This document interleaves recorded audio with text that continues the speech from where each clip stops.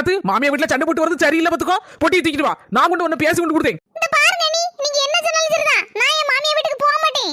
அந்த ராட்சசி கூட எவன் வந்து வாழுவான்? இது குடும்பம்னு 1000 இருக்கும். அதுக்காண்டி இப்படி சண்டை போட்டு வீட்டுக்கு வந்து நின்னா? இந்த பாரு மர்மல, அவ புருஷங்காரன் அவ அம்மா பேச்ச கேட்டு ஆடிட்டு இருக்கான். போறவன் எப்படி அந்த வீட்ல இருக்க முடியும்? பேசாம இருக்கட்டும் என் மாவா. ஒரு மாசம் இல்லனா ஒரு வருஷம் இங்க இருக்கட்டும். அவளுக்கு சோறு போட நான் ரெடியா இருக்கேன். என் புருஷன் வந்து கூப்பிடுற வரைக்கும் நான் இந்த இடத்தை விட்டு நவள மாட்டேன். எங்க அம்மா வீடு தான் எனக்கு எல்லாமே நீ. ஆமா, என் மோவ சொல்ல சரிதான் மர்மல.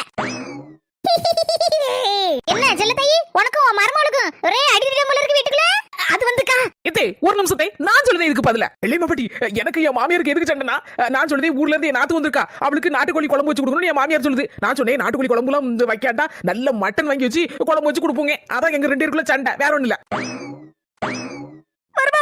எத்தே ஒரு வீடுனா மாமியா மருமவா நாத்தனா குழந்தை மச்சான் அப்படின்னு 1000 பிரச்சனை இருக்கதான் செய்யும். அடிதடி போட்டு நமக்குள்ள உருளுவோம். ஆனா அடுத்தவங்க வரும்போது நமக்குள்ள ஒருத்தர் விட்டு கொடுக்க கூடாது. அது தான் குடும்பம்.